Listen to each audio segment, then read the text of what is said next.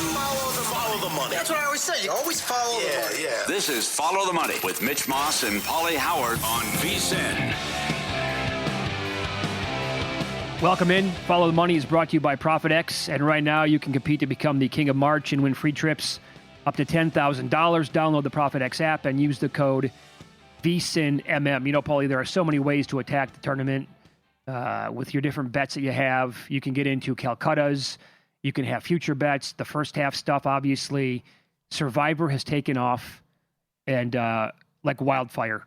And it's bigger and better than ever this year. We're going to tell you about what we're doing with Splash Sports coming up in about 10 minutes. But right now we go out to the Progressive Guest Line as Adam Burke joins the program now. He is the managing editor of VSiN.com. And the content that we have available right now is just as good as it's ever been. So many things to read about, including what I just tweeted out right now. And it is Adam's blueprint to playing in a Survivor pool. Happy Madness, Adam. We appreciate it. I have done this twice before, and I loved it. But it is the strategy here for playing in a March Madness Survivor tournament is off the charts. Would you agree? Oh, yeah, absolutely. You know, I mean, in theory, right, in the NFL, you have 32 teams at your disposal on a weekly basis, right? Now, obviously, there are bye weeks in the mix and all of that, but, you know, I mean, you could theoretically take the Browns if you wanted to. You could take, you know, one of the other doormat teams that's out there, the Cardinals or somebody like that. You don't want to, but they are at least an option for you.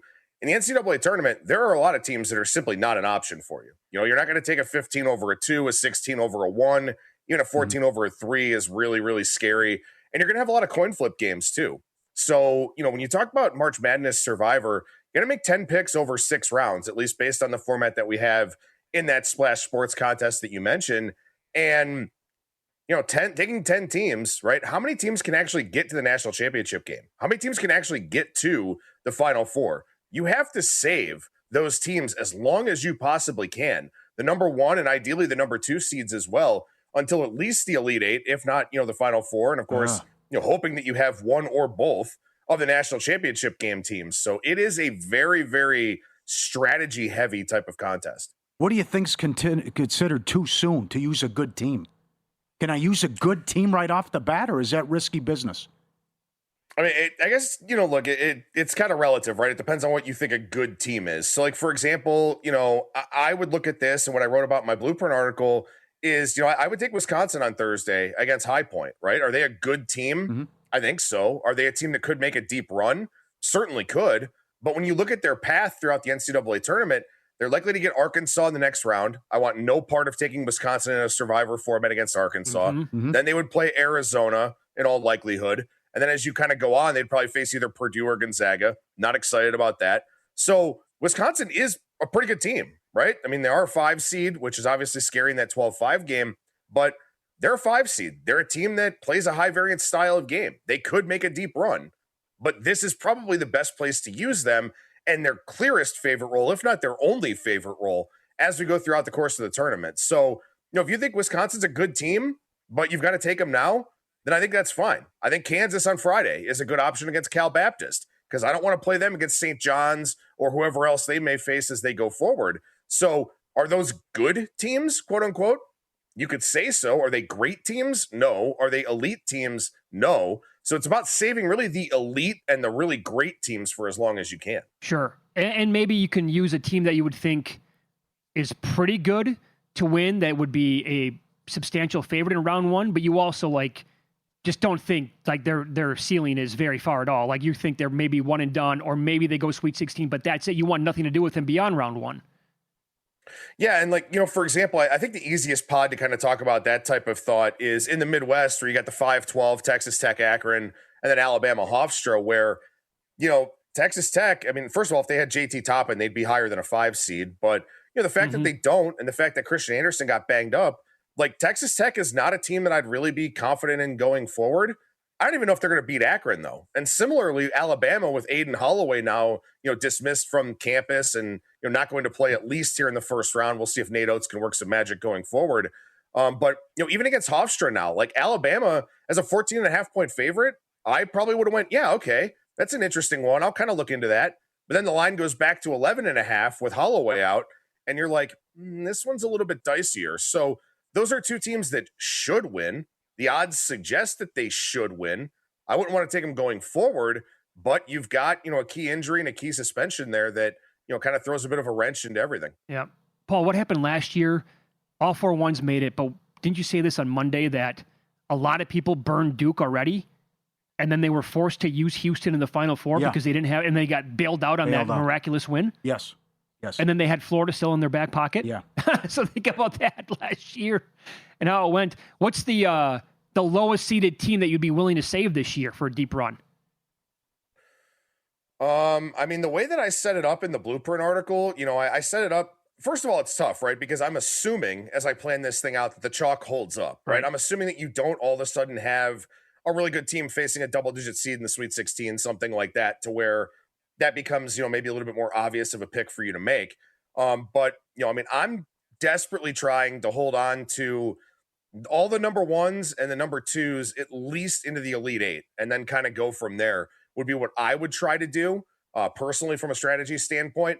Now, of course, keep in mind too, you can have multiple entries in most of these Survivor contests, right? So you can take a different kind of approach based on, what you want to do with your entry. You could take a more conservative approach and try to keep the ones and twos as long as you can. You could take maybe a little bit more of a risky approach where if an Arizona gets beat in the Sweet 16, as they do a lot under Tommy Lloyd, like maybe you've got to use them early. Maybe you use them against Villanova or Utah State. And then if they lose in the Sweet 16, all of a sudden you're sitting pretty because you used them already. You got your value out of them. And everybody else who has them available can't use them anymore. Sure. So there are times you can take some calculated risks, especially if you have more than one entry in a Survivor field. Yeah. I love in your story at VSiN.com, I love how you plan it all out, broke it down, why you're doing this, why you're going to save these teams, why you wanted to use certain teams in different rounds. And as you said, though, using multiple brackets is probably the best way to go because they can blow up, Pauly, forcing a person to pivot. And like contingency plans must be ready to go. You have to have them ready to rock and roll. Yeah. I also believe it was in his article using the example last year where so many people used Duke. And so you had to step out and take Houston, and then that worked out too. Because it was going back to how many people were going to split the pot if it went to form. And it was, because remember, as we talked about, there weren't upsets. But so many people opted Duke, and the people that stepped out and said, oh, I guess I'll take Houston. That worked out for him. I think Adam's rejoining us right now on the Progressive Guest Line. Adam Burke, Managing Editor, VSiN.com.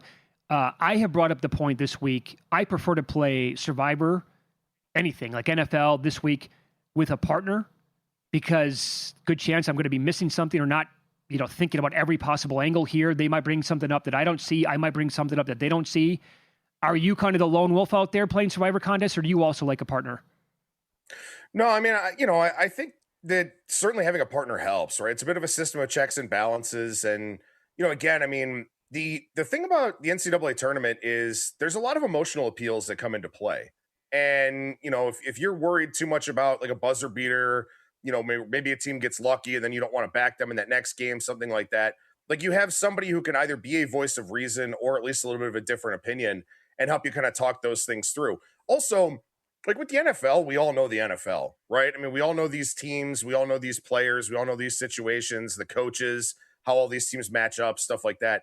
In college basketball, it's not as simple, So if you're somebody who hasn't been following college basketball since November, like several of us have been over at VSiN.com, writing daily articles, like maybe having somebody like that you could partner with is a really big help to you because they've been paying attention all the way through. Whereas there's probably a lot of people that just picked it up, after the Super Bowl in mid-February, something like that. So maybe that's somebody who's going to know a little bit more about the teams than you're going to, especially those mid-majors and kind of avoiding those landmines in the first round. So I always think it's good. And also, if you want to have multiple entries, right, you kind of spread your risk out a little bit by having a partner or two or three. And, everyone's investment is, equal, but not as much as it would be if you were doing 4, 5, 6 entries on your own. So that's definitely a positive too. Yeah.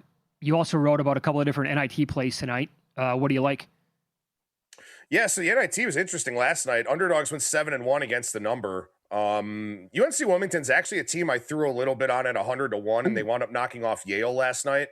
And, a lot of this is about motivation, right? This is kind of bowl season light to some degree of some of these teams in the NIT have absolutely no interest in being there. None whatsoever. They lost their conference championship game, some of them losing it on Sunday and then having this quick turnaround to play a team they don't care about, a team that they have not scouted, a team that they have not planned for at all whatsoever.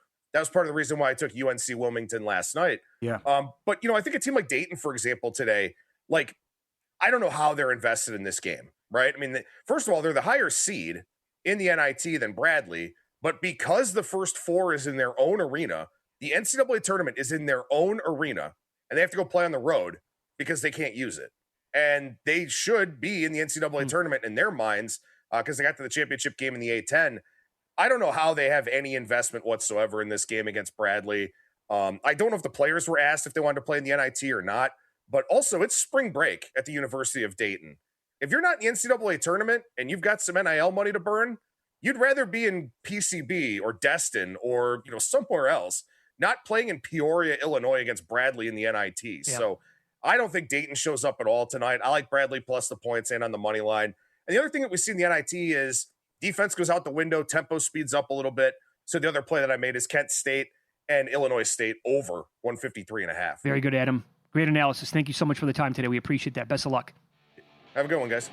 I misspoke earlier, but I meant Yale. That was a horrible spot. Oh, yeah. You just lost as a 10-point favorite in overtime, and now you got to turn around and play in the NIT. You will learn more about this outstanding Survivor contest at Splash coming up. And I'll tell you, ACC teams are on a 19-5 run in this spot. ATS coming up next.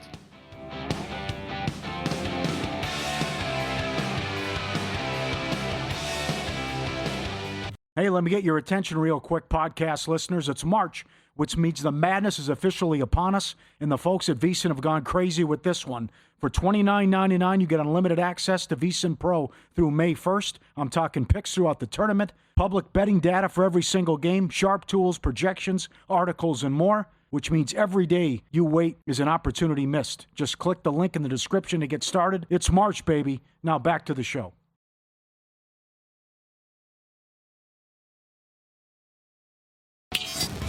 This is Follow the Money on VSiN.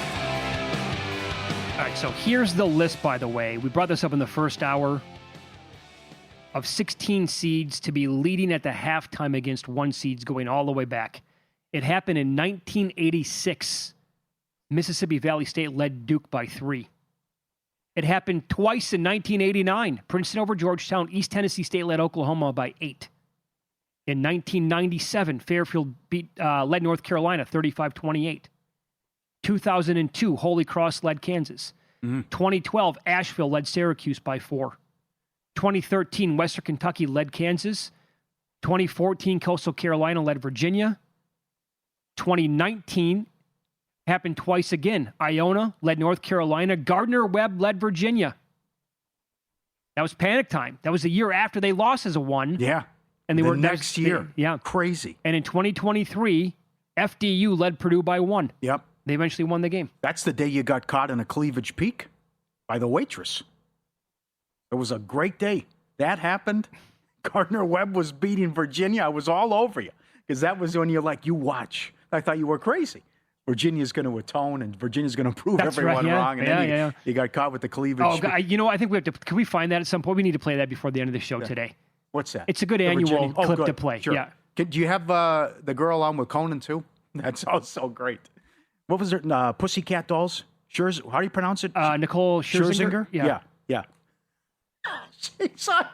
She's on with Conan, and she's telling a story. In the middle of the story, she's like wearing a low cut top. She goes, "Conan, focus," and she keeps telling the story, and the audience lost it. And he goes, "Yeah, you got me." You got me. He's just sitting there, And that was great, phenomenal. But that goes back to you're out of your mind, and how can you say Virginia's going to win it all? And they did.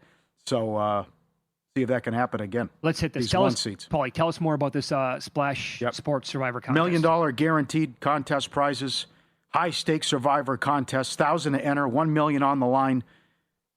It's NFL Survivor, but for the big dance. Make 1 pick per day. Can't use the same team twice. You got the strategy element, which is awesome.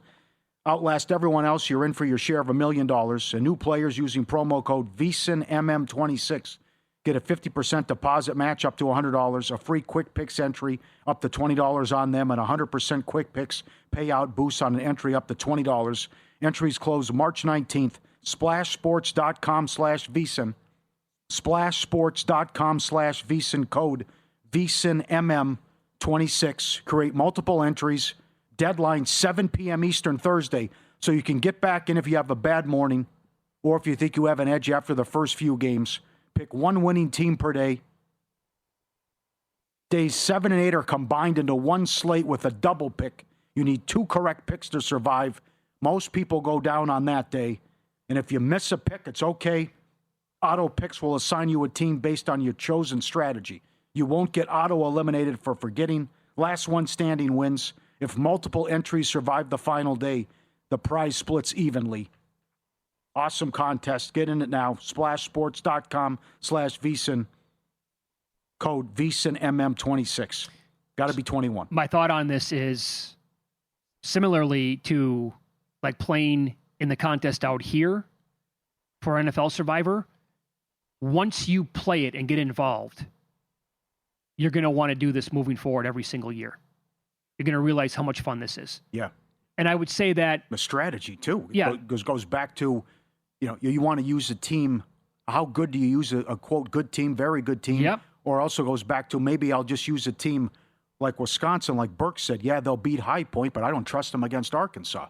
And that's the only time I use them, and let me get the win in the first round, and I'll just cross them off the list.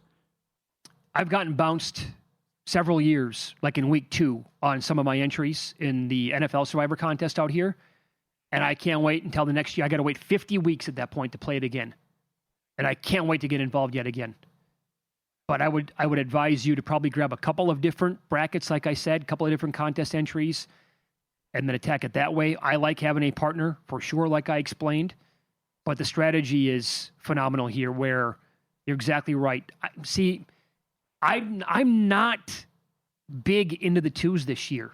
Yeah. I like some of their paths, but do I want to save them to win the national title or be there in the Final Four? I don't. The last 28 tournaments, only 3 times did all 2 seeds make the Sweet 16. That is, wow. How is that possible? Yep. Now, they're all huge favorites this year again. Biggest favorites in the last 40 years, like we talked about. But okay. A double-digit seed has reached the Sweet 16 every year since 2008. How many double-digit seeds will make the Sweet 16? Over under 2 globally. And the highest seed to reach the Sweet 16, over under 12 seed. I don't think a 12 is going to win. Again, they're huge dogs. It's a record this year. 5 seeds, biggest favorites ever.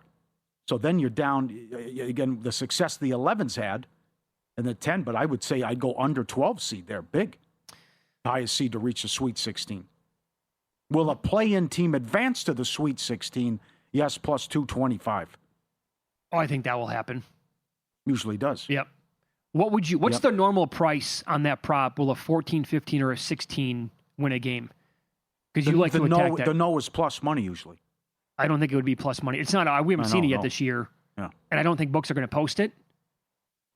I don't think it'd be plus money this year, would it? Would it be? No way. I think you're laying a price there. I think it works out to $4 if you did the money line on all of them. Is that right? I think that's what. Yeah. Let me give you some trends that are up. Steve Makinen in the betting guide here at VSiN, March Mania betting guide. ACC, first of all, their win total is 10 for the conference. Over the last 4 tournaments, the ACC has a record of 37-20 straight up and ATS. They have covered at a 65% clip last 4 tournaments. So when ACC teams have been in a pick'em game or a small dog up to 4.5 points, as Makinen wrote, ACC teams are currently on a 19-5 ATS surge. 1 team qualifies in the first round this year. It's Clemson plus the points against Iowa. Mike Palm has a strong opinion on that game coming up in roughly 10 minutes. SEC, their win total is 12.5. Favorites of 20 or more points. 13-1 over the total. Ooh. Since 2001, scoring 87.1 points per game. We don't know. Florida would be the only one, but we don't know who they play yet. We don't have a number on that game because they get the winner of A&M and Lehigh. Well, they're laying 30. Well, no, I know, but I mean, I don't know the total in the game. Yeah, that'll be a big point spread. Number 4 seeds out of the SEC. How about this? 4 seeds, 19 and 26 ATS, under the total 30, 14 and 1. That's Alabama and Arkansas. That's risky. Uh-huh. That is tough. And Arkansas, you bet against Arkansas. Yeah. They're laying a big number. Yeah, and I'm concerned about the hangover. Yep. And, I think Hawaii can hang. Yeah, and SEC teams are 7 and 14 ATS against mid-majors and 11 and 20 ATS last 31. Think about this list for a second. A&M gets St. Mary's. Arkansas gets Hawaii. Georgia plays St. Louis. Kentucky gets Santa Clara. They have not fared well at all against mid-majors going back. All available. Steve Mackinnon trends with the tournament teams with the March Madness. Check that.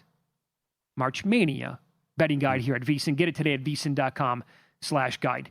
I'll have more props that I'll go over a little bit later on in the program with these. The Mountain West stuff is so good. Yes, so good. Yeah. Unfortunately, we only get one team. Yep. This surprised me. The Big Sky is on a 1-25 run, straight up. Remember Harold the Show Arsenault? Yeah, how long ago was that, Paul? I know. 90s? College. Weber State, Damian Lillard. Yeah, they lost, though. I don't think they won a game. Time flies. Montana State. Mm-hmm. Montana? Somebody came right out of the gates early at a 12-5 and won, and it was Montana. They beat Nevada. I can't remember if it was Montana State, but a 1-25 straight-up run for the Big Sky. We know about the Big Ten. Since 2000, their drought. No team has won it west of Texas since Arizona in 97. Uh-huh. It's great stuff. This is good. Yeah. I love these Nuggets. How about this? Since 1985, there have been 16 top 2 seeds, but odds of 25-1 or higher on futures. 0 made the title game. 0. That's anti-Purdue. That's Evan Abrams. Purdue still 25-1? Yeah. Boy, are they popular, though. And I have them going to the Elite 8. But other people are having them a Final Four team, or even, I think Hoops Peterson picked them to win the whole thing. Wouldn't that be something? Gonzaga, Purdue would be good if Gonzaga gets there, but that's... How about this is the year that he gets it done? You want me to call my shot right now? Matt Painter? This is going to be Tony Bennett all over again, 2019? It's not a bad path. I can see why people like him with the path. Love the path. If your toughest team is Gonzaga, and that's to get to the Elite 8, you're in business. Mike Palm is the VP here at Circa Las Vegas. He's coming up next. He thinks the wrong team is favored in this first-round matchup. Find out the teams next.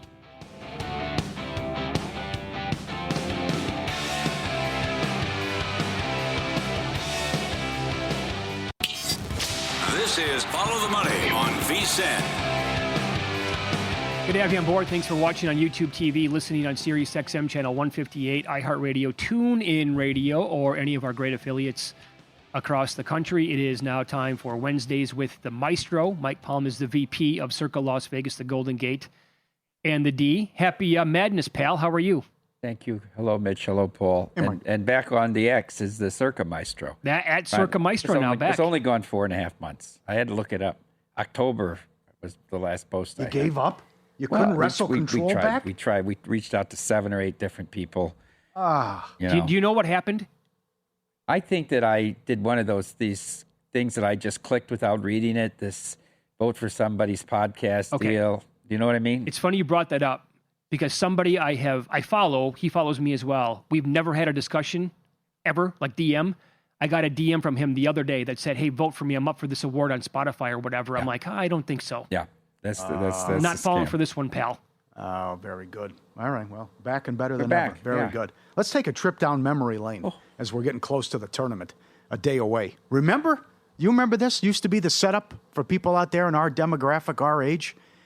That this was the setup when you walked in. It was exciting. This is, okay, we got the game on. It's a tournament time. Small TV, VCR, roll that sucker in. Or you could, there was a spot where you could go during break while school was going on in high school, junior high, whatever, and watch the tournament games on Thursday and Friday. The teacher would bring it in. That was the setup what you used to have. Or if your parents were nice enough to call you out sick, well, that would break down. Those were the days. And remember, how about when you used to, the 4 games would tip at the same time? Oh, yeah. How and you'd bad you'd have to get cut-ins to find out what was You'd going have on to in the get other, cut-ins. right? The cut-ins. And I know you love Linda Cohn, but I remember in 1997. 15-2. Yeah. She Coppin State. liked What did Coppin she see? State. What did she see in that Coppin State zone? Coppin State beat South Carolina. They go to it. I think I saw the last 30 seconds as they dribbled the clock out. Yeah. Because Wisconsin was playing around the same time, and they wouldn't. No, they wouldn't break away. Yeah, they wouldn't throw it to Pat O'Brien. No, they wanted to go to the local game only. Yeah. Think about how bad That's right. that Pat was. O'Brien with a cut-in, pending upset. Would never walk the dog. It was bad. No, that's regionally, you were going to get the same team until it was over with. I had South Carolina going a long way that year. Yeah. A long way, deep run Yeah. that season. Did not happen. Blew up my bracket big time. But that was us too. Ron Schultz, legendary high school football and basketball coach for us. Yeah. Instead of like teaching history every year, here you go. Tournament games are on. Go ahead. It was great. But also, like my buddies and I, early high school, I can remember skipping to watch the ACC tournament. Randolph Childress went nuts. Oh. One of my very first memories of that. I wasn't going to school on championship Thursday or Friday. They had a run. They beat Carolina early in that tournament. Yeah. They could drop like 38 in one of the games. Good. Couldn't miss from downtown. It was awesome. Like, I'm not school. What? Come on. What are we doing here? Yeah. When and I remember in grade school this happening, right? 4th, 5th, 6th grade, the teachers bringing it in. When the Cubs in '84 won the division, and then they played the Padres in the NLCS. Even the first 2 games were in Chicago, were day games. We had no school in Dubuque. They canceled school so everybody could stay home and watch the Cubs. No, that's strong. Well, who could concentrate when the no Cubs kidding. were on? Yep. You think in the first round, in one specific game, the wrong team is favored. Do tell. I hate to say this, but I do not like the matchup for Ben McCollum's Iowa Hawkeyes against Clemson. If you watch this Iowa team down the stretch, they have been very leaky defensively. In their last 10 regular season games, which were all Big Ten games, they ranked 359th nationally in adjusted field goal percentage defense, giving up 59% from inside the arc and 41% from 3. The slow pace of Iowa is not going to do anything against Clemson, who plays at that slow half-court pace they always have. Oh, and by the way, Brad Brownell is now the dean of ACC coaches in his 17th year at Clemson. Think about that. He's been there 17 years? Yeah, and the Oh, my longest God. tenured ACC coach at this point in whatever. What do they have, 35 teams in that league? But I don't like it. I think Clemson should be a 2-point favorite. This game ticked up to 2.5. I took 2, but you can get 2.5 right now. Well, as Nigel Seeley says, don't be a moron. Put more on it. More on it. Conversely, staying in my home state, I like the bracket for Iowa State. I do. They're the 2 with Virginia as the 3. They could possibly get Kentucky or maybe even Santa Clara in the second round. I think Iowa State has a legitimate shot to get to the Final Four. I thought the Arizona-Iowa State Big 12 semifinal was probably the best college basketball game I've watched in the last 3 years. It was so good. Nobody lost that game. Yeah, they went right. shot for shot, and they said, they didn't guard Momo, and Momo hit 8 threes. They don't guard the line. That's Arizona's one weakness, and I do think Arizona's the best team in college basketball. They don't guard the three-point line that well. When the brackets came out, I said, oh, my God, I hope Kentucky beats Santa Clara. But I took I hope it's less than 4. I hope Kentucky wins a close game. And because I will lay alt numbers with Iowa State against Kentucky. I think the Cyclones will blast that team. And I'm with you. I like their path. It's Michigan as the 1. Michigan's the 1. I think the way it's set up for both those teams, man, they got huge breaks, in my opinion. Michigan has not been the same team the last 2.5 weeks. No? I kept waiting in the Big Ten tournament for them to show that spurt, right? I laid the 5 against Purdue in the final, and I never had a shot. What else have you bet? I bet what everybody bet, but I bet it before the injury. I bet South Florida. That was a fade of Louisville before the injury, totally before the injury. That really wasn't a factor for me. I took Akron plus 8.5. I thought it was too many points with Hawaii. I just that was an outrageous number. Small play on Troy at 12.5. And I like Miami. I like Miami laying a 1.5 in the first round too. Okay, you're a big unders guy. Yeah. You're not playing many unders? I don't know, Mitch. I used to play first half unders in all these tournament games because I always said it's like the NBA playoffs. So suddenly you get out of these running games and they play possession for possession. I haven't done so that much lately, and I don't know if I'm amiss in doing that. It's just hard in basketball to sweat totals. There's so many darn possessions. I am interested, though, in seeing if we don't have any upsets like last year where we had virtually no upsets. Right. Is this what NIL has given us? That because all these mid-major kids who are any good are going to go sign and play for one of the Power 4 conferences or Power 5 or whatever you're going to say? Is that taking away the Cinderella story here? Some of these games, Cinderella, these teams are only catching 2 or 3 points as big underdog seeds. So I don't classify. I'm talking about a team that's a 9+ point underdog winning outright as being an upset. Yeah, the drama might only be with the point spread this year. It might be. But And not that's who's going to win okay. outright. That's okay. Sure, that's fine for us. Yep.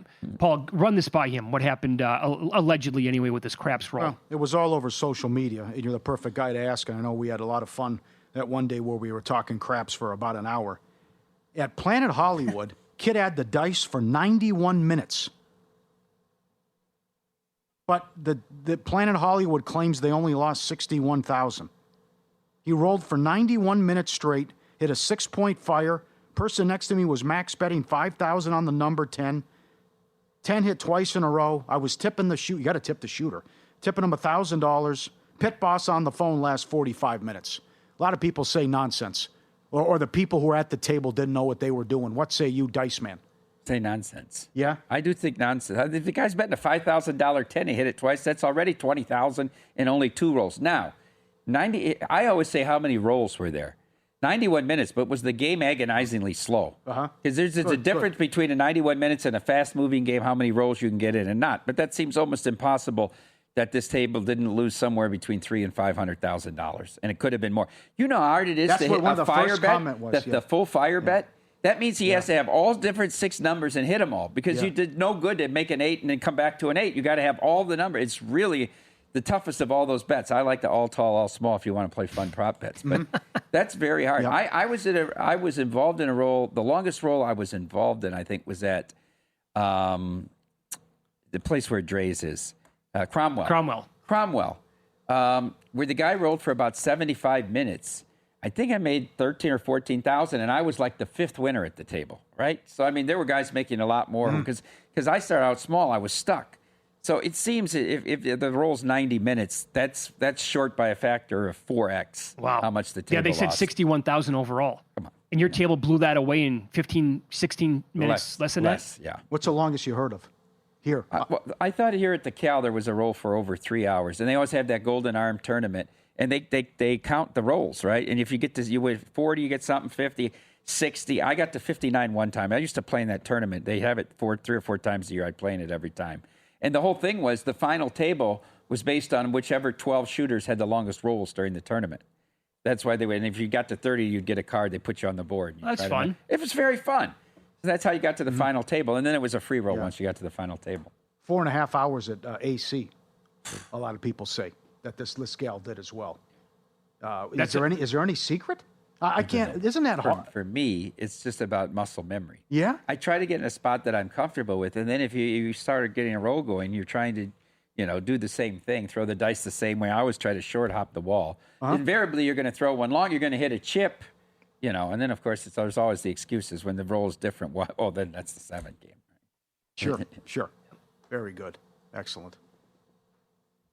All right, follow the money 1 here on second. VSiN, the Sports Betting Network. Mitch Moss, Pauly Howard, live in Vegas. Circa Resort Casino is a spot. Mike Palm is the VP of this great property. Wednesdays with the Maestro will continue coming up. He will give a yellow card for yellow cards. You cannot be serious. Coming up next.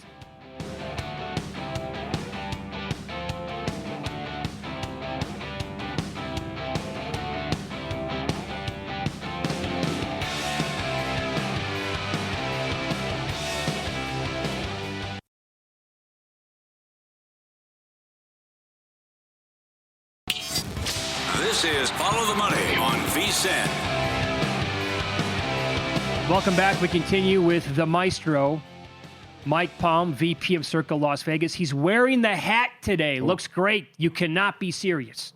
You can't be serious, man. You cannot be serious. Mitch, I had the hat made in your colors for Arkansas. All right, thank you. here we go. Let's start out with a little bit of Major League Soccer. By the way, impossible to bet unders. But they announced on March 9th that 2 players, Derek Jones and Yao Yaboa, who had been suspended last October put on administrative suspension because of questionable gambling activity, saying they had bet on their own sport. They gave them a lifetime ban on March 9th. Now, these two played together in Columbus, and both were suspected of having bet on Major League Soccer games during the 2024 and 25 seasons. An independent law firm did a complete investigation on this and found that not only did they bet on MLS, but they bet on MLS games that they were involved in, and they made bets about themselves getting a yellow card. In one particular game, on October 19th, 2024, Columbus was playing New York City Red Bull. Both bet that Jones would receive a yellow card during the contest, and sure enough, on a hard foul in the 35th minute, he got a yellow card. It was also believed by this law firm that they shared this information with other gamblers about the yellow card bets. So I say watch out, especially if you're betting on prediction markets where you're betting against somebody else. Again, people who have control over the results of a game. Jones is out of the league and not playing anywhere. But God love China and the Qingdom Hania, who have just signed Yeboah. And by the way, he scored his first goal in his first game over the weekend and got his first yellow card. Derek Jones and Yao Yeboah. You cannot be serious. I've been looking for, I missed this the last couple of weeks, but boy, have I been waiting for this Magic City night in Atlanta. I was just so excited for it. They came out in January, the Atlanta Hawks, that said they're adding a promotional night to their calendar. Monday, March 16th is going to be Magic City night. Now, for those of you who may not know, Magic City is a very famous strip club in Atlanta. And, of course, the Hawks said that it's an iconic cultural institution within their community. They had many activities planned, including having dancers from the club be there on that night for the game Monday against the Orlando Magic. Also known for its great kitchen, they were going to have the Lou Williams lemon pepper chicken wings featured during this game. And rapper T.I. would play the halftime show. Now, some God-fearing members of the NBA had started writing letters. Luke Cornett from the Spurs wrote a long open letter to the NBA and Commissioner Stern saying about how the women are trafficked and this goes against the brand of the NBA. Al Horford joined in, agreeing that they shouldn't do this. On and on it went. On and on and on it went until finally at the last minute, the strongest of all commissioners, Adam Silver, put his foot down and said, you cannot have Magic City night. Now this move by Silver belies several physicians' reports that he in fact did not have a backbone. But we'll have further investigation on that. Despite the commissioner's ruling, T.I. still played to 18,600 at halftime. Atlanta Hawks! You cannot be serious! Finally, Alabama guard Aiden Holloway, early on Monday morning, was arrested by the Tuscaloosa Police Department. In his apartment was a large amount of cash and 3+ pounds of marijuana. 1 pound of marijuana is arguably intent to distribute. So felony charges were laid. Could serve up to 10 years. He went and he posted $5,000 bail. Now, I think the president of the university did Nate Oates a big favor because they kicked the kid out of school. This took the decision totally out of Nate Oates' hands. I'm not sure how the Puritan Oates would have gone. Let's just go back in history a little bit. We had Darius Miles. We had Brandon Miller. They've had 4 kids charged with felonies in the last 3 years that were starting members of their basketball team. Nate Oates did come out and make a statement. You know what he said? Not on my watch. We have standards at this university. Nate Oates! You cannot be serious! Yeah, I recall the Brandon Miller thing was not that long ago. Yeah. 2 years ago. 2 years ago. Yeah, that's it. Yeah, By the way, one kid drove, one kid put up the gun. are you seeing much money on Hofstra at all in that game? It was what, as high as 13 and a half, now down to 11 and a half? Yeah, we're seeing some. But that won't, that won't be one of the top 5 bet games. What do you know? What is? I'll tell you that. As of right now? I'll tell you that. The South Florida game is the most handle that I've seen when I last looked, which was about 10 o'clock this morning. They are popular. I think they can win the game. That can be one mini upset. Yes. Are they too popular? That becomes a problem, right? Yes, Are sure. they too popular? Yeah, I'm concerned about Akron, too. A lot of Akron, a lot of South Florida. Not only points, but to win the game. Right. A lot of that. What is it like? This week has always been one of the best of the entire year here in Las Vegas. St. Patty's Day was yesterday. Is that a good or a bad thing?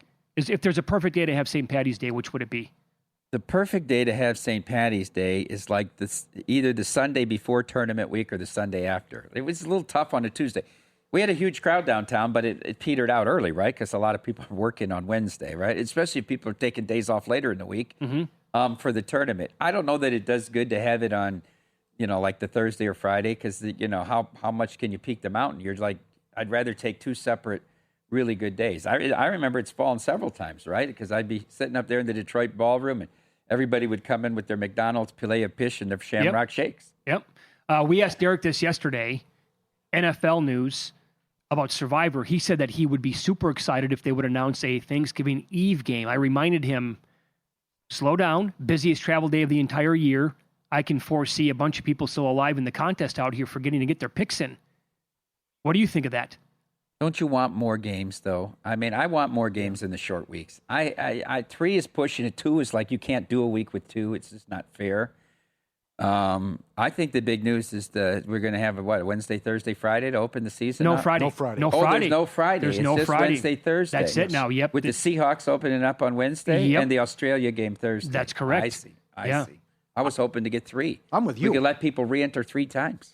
Right. I thought we would really score there. Give me a doubleheader on Black Friday in addition to the Wednesday not? night. That'd really help. What about the men? Anything you can do anything for the men? The women are all shopping, right? The men can get 2 games. It used to be a really good college football Friday, right? With all the traditional games early. That's kind of waned away a little bit with some of those games moving to Saturdays. Yeah. I guess I'm the only person in the world who doesn't like the idea of the Thanksgiving Eve game.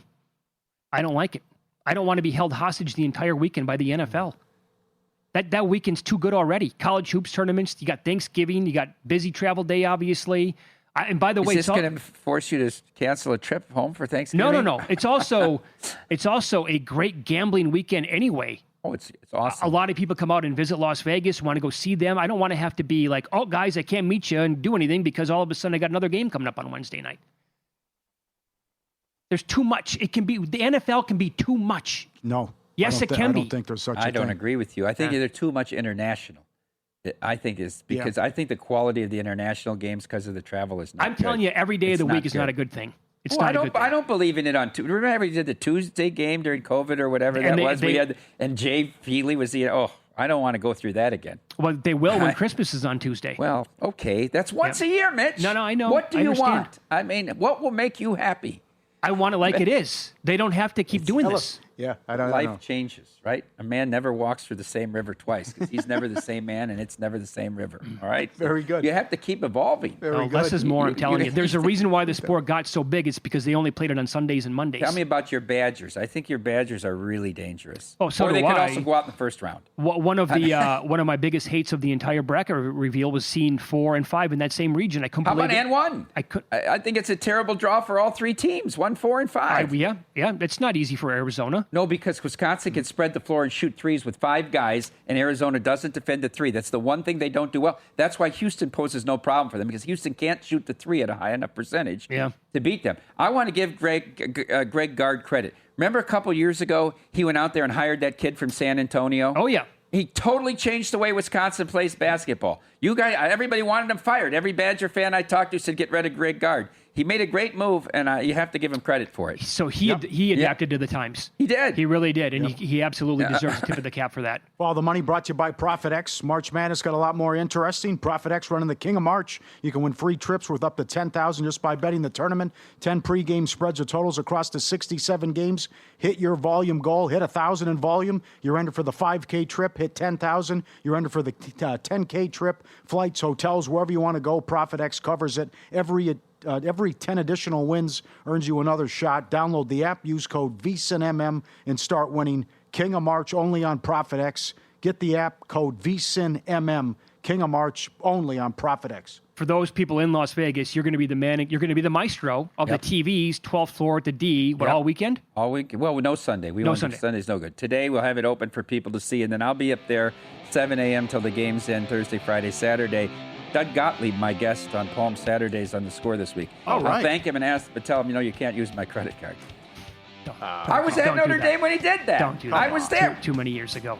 Come on. By the way, 12th floor at the D, great spot to watch games. Bruce Marshall next.